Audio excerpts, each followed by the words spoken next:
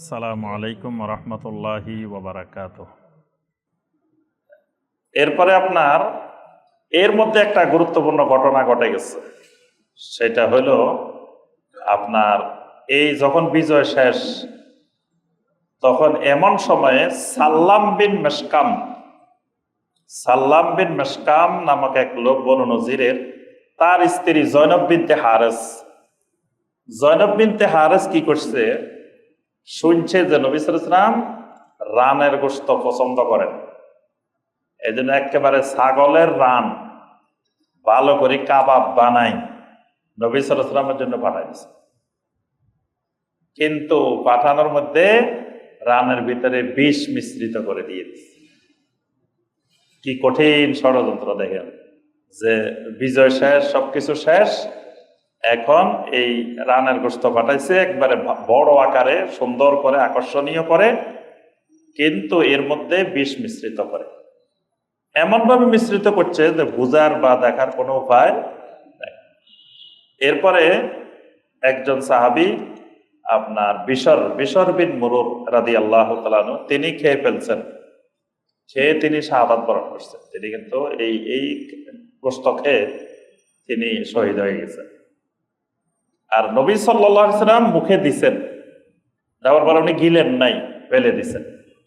ফেলে দিয়ে নবী সাল্লাল্লাহু আলাইহি ওয়াসাল্লাম বলছেন, এই গোশত আমাকে খবর দিয়েছে যে তার মধ্যে বিষ মিশ্রিত।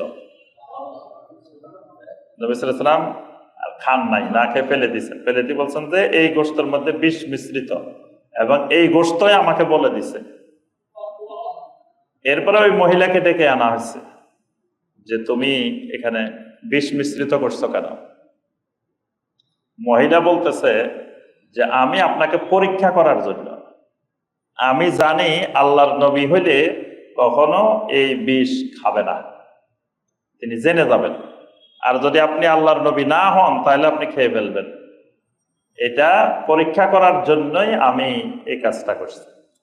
তার শাস্তি হওয়ার কথা মৃত্যুদণ্ড, কিন্তু নবী সাল্লাল্লাহু আলাইহি ওয়াসাল্লাম তাকে মৃত্যুদণ্ড দেন নাই, তাকে ক্ষমা করে দিচ্ছেন। পরবর্তীতে এই মহিলা কিন্তু ইসলাম গ্রহণ করছে, যে মহিলা নবী সাল্লাল্লাহু আলাইহি ওয়াসাল্লামকে এরকম বিষ মিশ্রিত এই রান পাঠাইছিলেন। তো আল্লাহ রাসূল সাল্লাল্লাহু আলাইহি ওয়াসাল্লাম এই মহা ষড়যন্ত্র থেকে আল্লাহ রাব্বুল আলামিন তাকে নবী সাল্লাল্লাহু আলাইহি ওয়াসাল্লামকে হেফাজত করেছেন। কারণ নবী সাল্লাল্লাহু আলাইহি ওয়াসাল্লামের ব্যাপারে আল্লাহ পাকের ওয়াদা, ওয়াল্লাহু ইয়াসিমুকা মিনান নাস, যে আপনাকে পৃথিবীর মানুষ যত ষড়যন্ত্র করবে, যত চক্রান্ত করবে, আল্লাহ আপনার নিরাপত্তা দিবেন। সুবহানাল্লাহ। নবী সাল্লাল্লাহু আলাইহি ওয়াসাল্লামের নিরাপত্তার দায়িত্ব তো আল্লাহ সুবহানাহু ওয়া তাআলা নিজেই নিয়েছেন। এই কারণে এই এত বড় বড় ষড়যন্ত্র থেকেও আল্লাহ রাব্বুল আলামিন নবী সাল্লাল্লাহু আলাইহি ওয়াসাল্লামকে হেফাজত করেছে। আচ্ছা, এরপরে আপনার এই যখন খায়বার বিজয় হয়ে গেল, সন্ধি চুক্তি হয়ে গেল, এরপরে গনিমত বন্টন হইল। গনিমত বন্টন কিভাবে? খায়বারের থেকে যা গনিমত পাওয়া গেছে, সম্পদ পাওয়া গেছে, এর অর্ধেক বাইতুল মালে রেখে দেওয়া হয়েছে, আর অর্ধেক 1400 ভাগে ভাগ করা হয়েছে। 1400 সাহাবী অংশগ্রহণ করছে না, 1400 সাহাবীকে দেওয়া হয়েছে। যাদের ঘোড়া ছিল তারা 3 ভাগ, ঘোড়ার 2 ভাগ আর তার 1 ভাগ, তারা 3 ভাগ পাবে। যারা ঘোড়া সহ জিহাদে অংশগ্রহণ, যাদের ঘোড়া ছিল না তারা 1 ভাগ। কিন্তু কাউকে নবী সাল্লাল্লাহু আলাইহি ওয়াসাল্লাম এই গনিমত থেকে বাদ দেন নাই, সবাইকে গনিমতের অংশগ্রহণ করছে। এর মধ্যে আবু হুরায়রা রাদিয়াল্লাহু তাআলা আনহু ইসলাম গ্রহণ করছে এই খায়বার বিজয়ের পরেই, এবং তিনি মদিনাতে ইসলাম গ্রহণ করে আপনার খায়বার চলে গেছেন। তারপরে জাফর ইবনে আবু তালেব আর আবু মুসা আশআরী রাদিয়াল্লাহু আনহু, ওনারা ছিলেন সেই আবিসিনিয়া, সেখান থেকে তারা মদিনায় আসছেন। তখন নবী সাল্লাল্লাহু আলাইহি ওয়াসাল্লাম খায়বারে, তারাও খায়বারে গেছেন। এই 3 জনকেও নবী সাল্লাল্লাহু আলাইহি ওয়াসাল্লাম গনিমতের সম্পদ দিয়েছেন। তারা কিন্তু অংশগ্রহণ করে নাই যুদ্ধে, গেছেন পরে। জাফর ইবনে আবু তালেব, আবু মুসা আশআরী, আবু হুরায়রা রাদিয়াল্লাহু তাআলা, এরাও খায়বারের সম্পদ পাইছেন।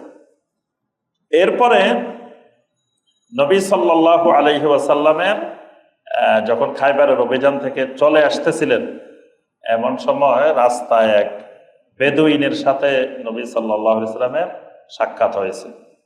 তখন ওই বেদুইন নবী সাল্লাল্লাহু আলাইহি ওয়াসাল্লাম তরবারিটা রেখে নবী সাল্লাল্লাহু আলাইহি সাল্লাম শুয়েছিলেন গাছের নিচে। এই বেদুইন এসে ওই তরবারিটা সে হাতে লই ফেলছে, নবী সাল্লাল্লাহু আলাইহি সাল্লামের তরবারিটা লই বলতেছে, এখন তোমাকে কে রক্ষা করবে? মাইয়া হাফাজুক আল্লাহ, কে তোমাকে রক্ষা করবে আমার হাত থেকে? তখন আল্লাহ রাসূল সাল্লাল্লাহু আলাইহি ওয়াসাল্লাম বলতেছেন, আল্লাহ, আবার আল্লাহ রক্ষা করবেন।